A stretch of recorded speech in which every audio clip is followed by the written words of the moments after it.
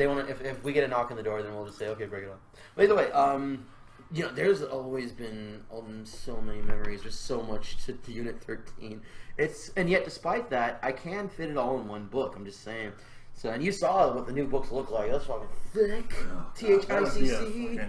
Martin level book. Well, let's not forget. I also have the biggest book that Create Space allows too. So, if you want to rate a comparison, I'm just saying that is the biggest book they allow.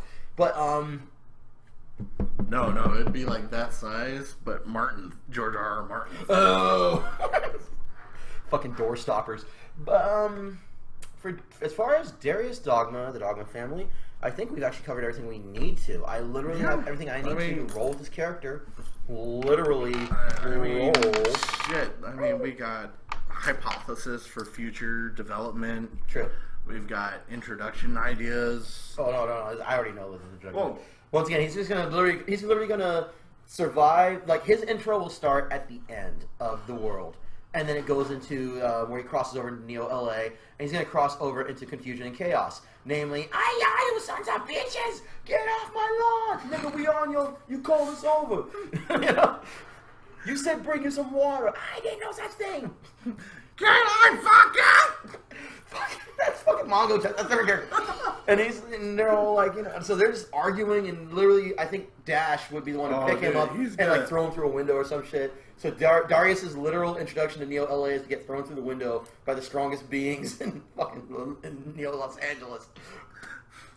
That's oh god! Up, and the only thing that anybody will be able to have any sense with to know any familiarity would be GSG, because he'll probably have the medallion of Kagro's holy symbol, which is true. Which is the black, you know, Asian dragon with the gold bars behind it, dollar sign. It's Kagro. It's the almighty dollar. GSG would know. GSG would seek him out. But in the meantime, don't forget, this GSG is also friends, and I mean they were his champions for the Angel. No, I'm not. So, I'm not arguing any of the. I'm just saying, you know, friendship allegiances there. It's just, you know, Kagro would be like, "My son is coming," and it'd be like, "Oh, I'm the only one, and I get to mentor the Messiah." The Messiah? That would be the Messiah. Yeah, I guess that would be the Messiah to Kagro. To the Kagrovian fade, man. Kagro Jesus. He's the mainstream Jesus. Hey, he's black. Oh, true. That's a whole nother can of worms I don't want to get into. I love this. Oh shit. Well, he's gray. Half drow. Technically, yeah, and I guess he would be. I guess he'd be kind of like me, just a African, just light skinned as shit. Because because Harkonnen Grace is Japanese. She's straight up Japanese. Let's not forget. So yeah, it's the traits. You know, they get the gray skin. It's kind of a. We need to figure out his looks, but I guess we'll work on that. Because I know Harkonnen Craze is I don't want to. He would have almond eyes. Yeah. He would have, you know, half elf kind of pointed ears. He would have a softer jawline because Kagro's very angular and squared. And Harkonnen Craze is soft, so soft looking at least. She's small. Don't he would have the stereotypical, you know, higher cheekbones. Smoothed out features because Kagro is very hard, angular, just rigid features. I would want him to have at least give him Harkonnen Craze's eyebrows, because remember, I mean, she was like cool. Well, the whole eye area would be very reminiscent of her. I like that. But he would have like the drow red eyes, the drow white hair. Okay. Actually, you would end up probably getting like the mithril silver. You want to say it for the camera? Yeah, that is. Can you get really closer? Don't drop the camera. It's a 20. So anyway, he will have golden eyes. All right, so he's gonna have a problem with this, and it's gonna be fun. No, actually, that's a variant that's entirely plausible. I mean, look at other infamous D&D drow that became heroes, like the one we don't talk about that. The one that fucking sucks. It was terrible. Hey, somebody's smoking. I got it. That's total reefer in the air. That's just a fucking area. So I'm just saying I'll edit this out, but in my worlds there's a very specific eye color thing. Yeah, true. God, what if Darius reclaims his dragon form? My bestiality. He's too far removed. What? He's too far removed. Kegro's already half dragon. Any child No, but this might give him Sork. This might give him Sorcerer shit is always based on dragon shit. Seriously. His casting is already sorcerer based. You have a point. You know, that's the whole reason why I picked the classes. It doesn't get, you know, all this wizard spell. It's actually balanced with all the class abilities they get is they have sorcerer, spell progression, and casting ability. Yeah. He doesn't have to remember spells per day. He knows them. They're there. Well, it's going to be fun either way. So Darius Dogma does get the golden eyes, but this may also be a problem. There's also a set of feats I'm taking, like as soon as I can. For Darius? Yes. Huh. The first one's called Bloodburn. He has it's a metamagic feat for sorcerers. Yeah. That lets him have the same ability as psionics for the overchannel. Ooh. Oh, don't forget in the Generalist. But what it does is he can cast a spell. He can cast a spell as though it's a level 9. Yeah. But he takes the equivalent of mana burn for it. Oh shit! But the other thing I need to point out: anything psionic based or even psychic based, there's the chance for burnout. Now, if that's stated, no. This is for arcane though. No, that's what I'm saying. There is such a thing as mystic magia. Don't forget, everything here is magia. But you know. You need to read the Generalist. That would show you right there. I'm planning on it. But that's a prerequisite feat for spell absorption. Oh. He'll say somebody casts magic missile at him. He can choose to not take the save and absorb the spell to regain a spell slot of that level. Damn. Of that level or lower. He can literally just start. That's part of what he's going to be the balance of. Is he can be like, nom. Okay, now I can serve the balance more. I like that. I can work with that. I'm tapped out. But look, there's a mage. We have mages coming. Good. My power is tapped. Hey, they have power. Here's a character. Balance. Here's a character I didn't get a chance to point out, but I've you guys will come across him immediately. I actually found those in the Ultimate Feat book. Nice.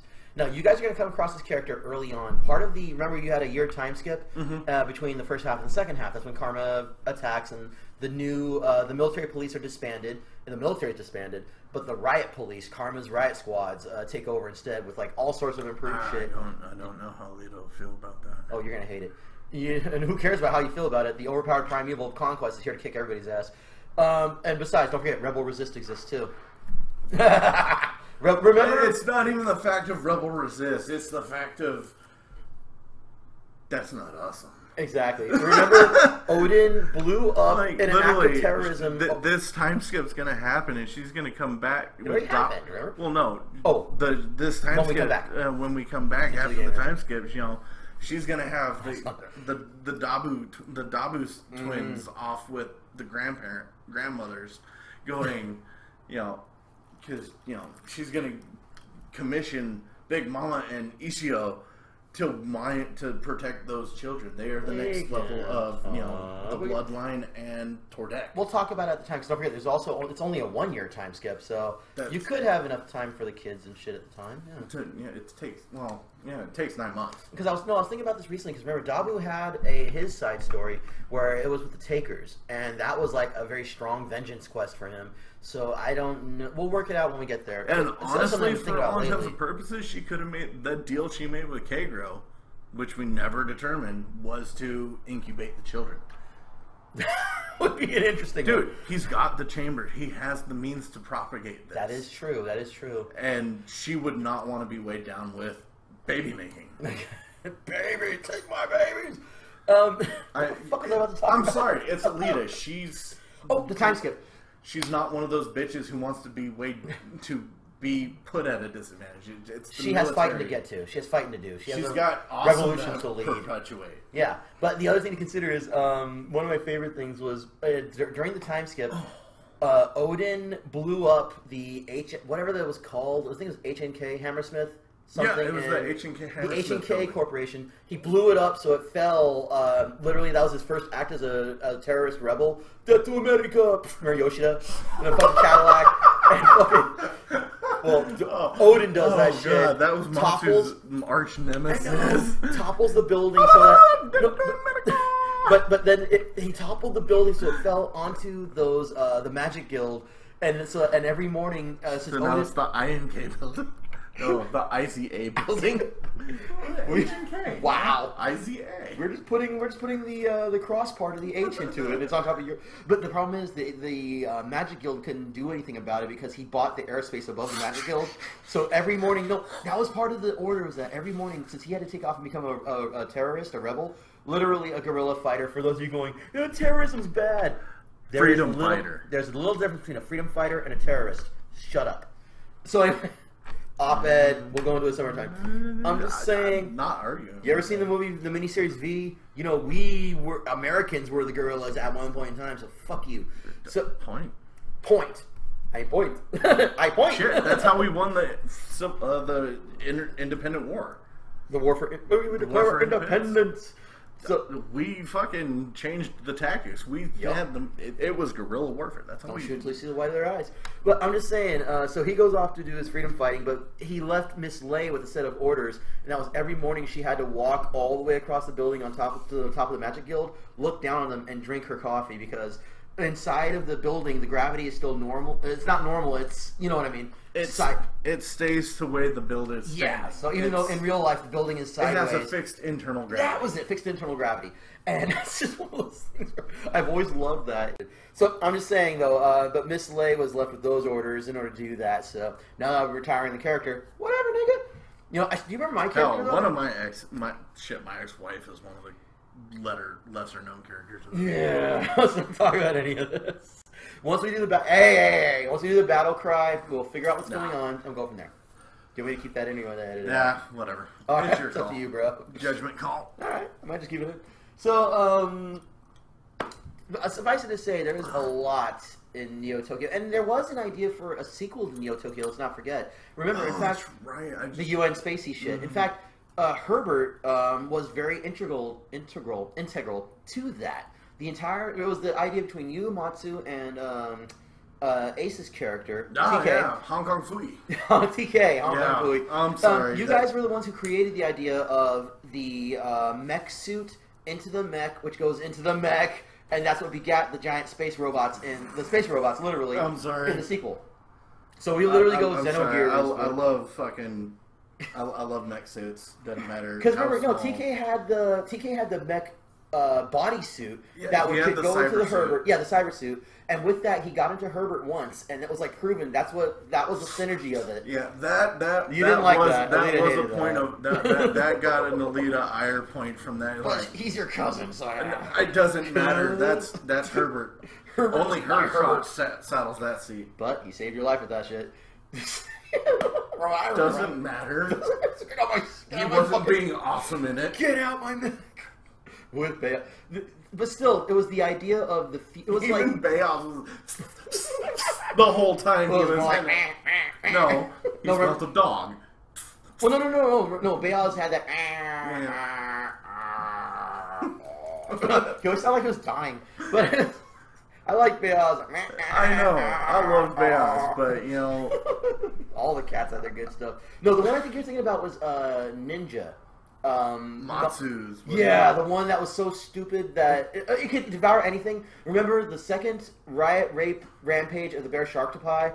They had the evolved version, and he actually successfully had the cat devour it. That was like the best thing ever. Yeah. But the cat could literally, if it had the intelligence to do so, it could devour the entire world slowly but surely. But if you pointed at the ground and said eat, it would just start eating dirt. Meow, meow, meow, and he could turn ghosts. That was that shit. Yeah. Ninja. Fuck that fucking cat. I fucking love that cat. All the cats are good in their own ways. God, fucking Bayaz, though. Bayaz is good, though. Bayaz is good shit. But, what the fuck are they talking about? Oh, yeah. But for the sequel, the whole idea was like 10 or 100 years later. I think it was like actually 100 years later. Which, if your characters are overpowered or strong enough or whatever later on, I mean, Battle Valkyries are immortal anyway. And they can grow a penis or a vagina, so there's that too. She hit that status at Battle. I remember that shit. Futanari! Locked in the bathroom for like 2 days. Huh? You had your character locked in her bedroom for 2 days. Yeah, she wanted to master a new skill. Master a new skill. No, right? Yeah. Hey, she had. It's her. It's a new form. You gotta learn how to use this. Fuck yeah. She had to figure out. She wanted to know how to get that shit happening, but she didn't want to have some fucking. She didn't want to fucking stall out while she was using that shit. We totally derailed from earlier. One major thing about Tordakians is that for every bitch they claim they have this bracer, and it's another chicken scratch, you know. So normally you can turn those in for power points or for upgrades, your like temporary upgrades to your HP, your attack, your defense. We don't. Alita's got so many. She has a stockpile of those. Battle Valkyries and Chow are the only two people that they never lose that chicken scratch upon activating it. So Chow has like literally a bracer that's just covered in fucking chicken scratches because he's the eldest out of all of them anyway. All the Battle Valkyries before Chow is instrumental to Tordek because Tordek never had a high priest until then. And there's a certain copyrighted thing we can't use for it, but whatever, I'll work on it later. Chow is just very, very old and very, very tired and very, very beaten until Tordek came along and said, "Hey, come party with me." And that's exactly what he needed. In order to become a part of the pantheon, you need a high priest or priestess, basically a representative, and a temple somewhere. And it's the same thing with a lot of my worlds. So from Chow, you can then get Battle Valkyrie, which are his next level of leaders. But in his case, Chow is just the start. The Battle Valkyrie, in terms of power, are higher than Chow, but they still respect the old man because, you know, he brought him in. He's the figurehead he's the voice of Tordek in political things. The other thing is also without him, you also wouldn't have Tyrone, the avatar of Tordek. And Tyrone was good shit. And for all that, Tyrone was born from a single meme. And that was, people respect those who molest lions. And it got worse. He raped an elephant at one point in time. The rape-a-fin. The rape-a-fin. The March of the Rape-a-moles. And you remember that shit? Two of the characters, I think Dabu and Northboy, I think. They got Dabu and Northboy, they got stuck in the ambulance that was being raped by the rape-a-fin. And they got them coming out crying while they were drenched in terrible in rape-a-fin jizz. Spunk. Oh my god. They were christened the worst way possible. But you know, everybody but Alita got christened one way or another in Skeet, and I think that actually says a lot more about me than anything else in the game. Well, no, it's just... Well, no. She always made sure that she was never... the right place at the right time. Put in the position. Sly got hit by the skeet shooter, but that wasn't his. Let's not forget. No, that wasn't his initiation. The Rastafarian cab company was his fucking initiation. I'm sorry, Lord. but you know, that was good Sly shit. got hit in that way by other means that that wasn't his doing that triggered the skeet shooter for that. Yeah. Didn't he get hit with a wave of... I think like 5 people got hit with that spunk wave from the windows to the wall, that technique. Oh, yeah, it was Chow Chill's fucking thing. He's like surfing his own jizz. Yeah. Ski Shooter was a fucking character, man. Oh my god.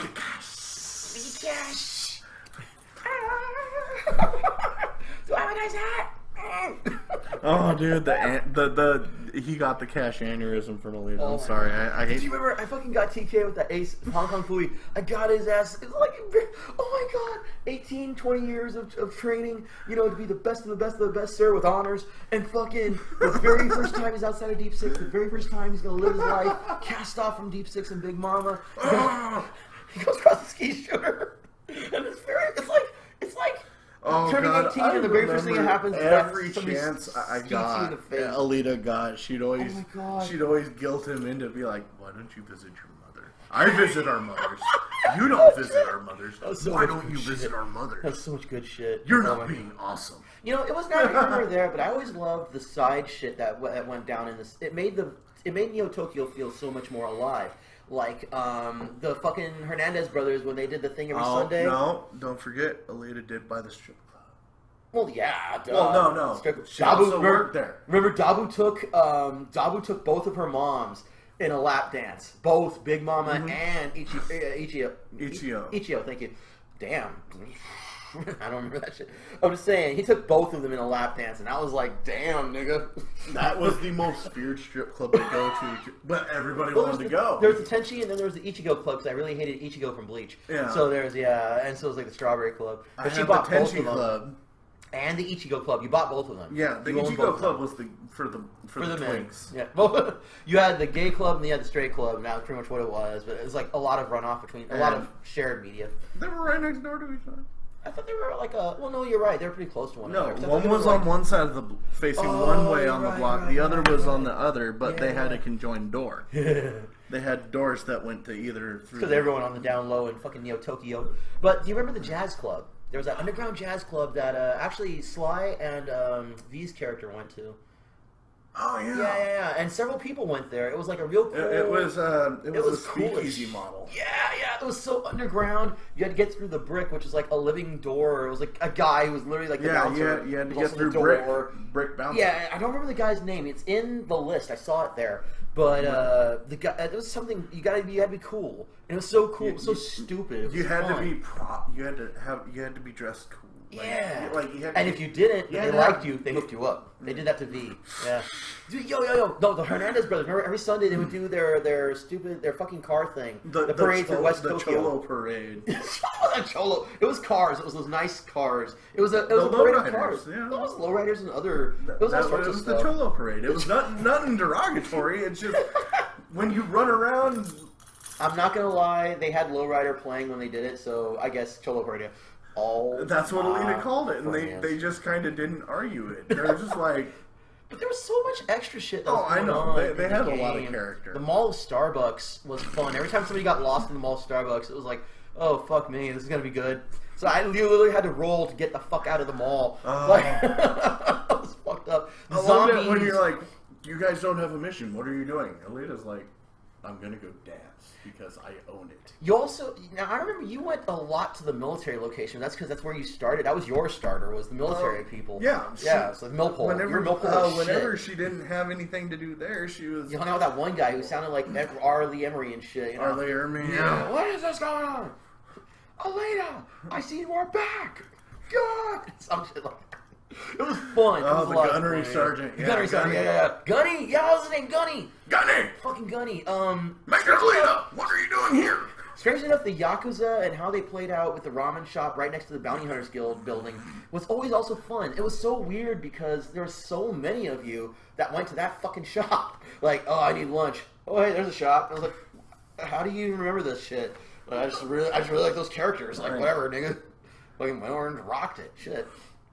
I remember buying a space so they could move in there to have a ramen shop next to the strip club. Yeah. She didn't want them to be affiliated by putting a ramen bar in there. But she was okay with them being right there. Yeah. Oh shit.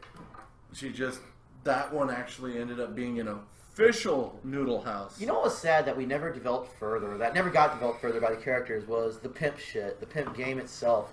Being able to get whores. No, Alita dabbled in that one too. Dabbled, but that wasn't your job. That wasn't a tertiary. No, that was a hobby. Only the tech wizard that we ended up sacrificing later on. The tech wizard we sacrificed later on was... I don't think that person's corporeal anymore. Possibly, I don't know. But all I know is that... no, she was the one who had the pimp job. Her character had the pimp job.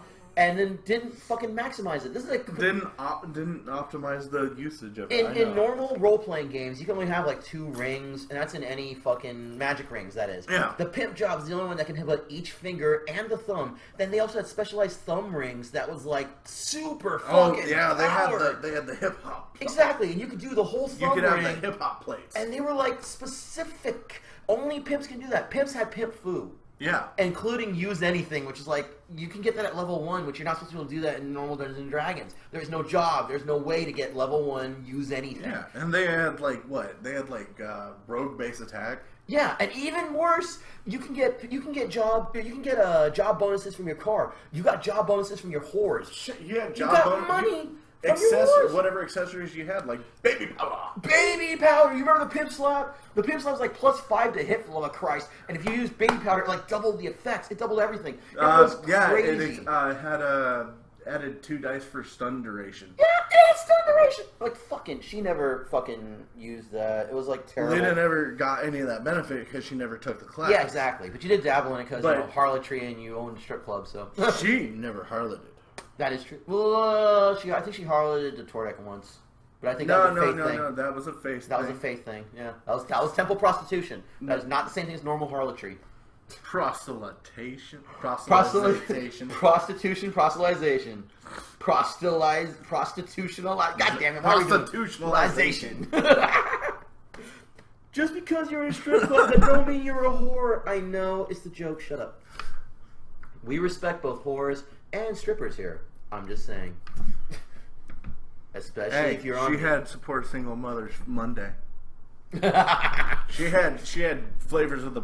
She had good. She had strips of the day. I remember you, and I'm gonna go there with this. You went so hard, Jew, about the strip clubs. They were better than when you first got there. Yeah. It's not like they were bad. No, but you got them better, and it was like, holy crap! This nigga's business managing my fucking game. In my fucking game, this nigga's Jewing up my fucking game. Austrian Jew. Dude, no, I fucking infrastructured the strip club economy. To where the pornomancers wanted in, but they couldn't get in. Well, there's not much pornomancers can do. They're just gonna give you money and jerk off. I know that was like your major income for a while, because for a while you guys ended up being her only need for income. Well, no, you guys were getting paid by the bounty hunting guild. Yeah, but there was at one point in time you guys that was her major revenue. Yeah, but remember the bounty hunter guild was shut down for like a whole arc or whatever. Oh yeah, and that was like whatever money you got, and fucking one of them, Northboy. Northboy was the one who was trying to go the dark bard route combined with the Guyver like thing. Oh yeah, and he was busking for like money. I was like, holy shit! But there's like so many of you that did invest in all places. He didn't have the best appearance role either. But I thought it was funny because well, he was Yoshida's fucking grandson. What I thought was funny was that the Nail of Chaos. But what I thought was so funny was that the ones who invested in businesses were doing pretty good. But everyone who invested in their own house, I bombed. At some point in time, I destroyed your home. The only place I did was the strip club. But I destroyed Miss Lay's house twice. She ended up having so many like little apartments at all her facets. And there was the Unit 13 guild dorm. Yeah.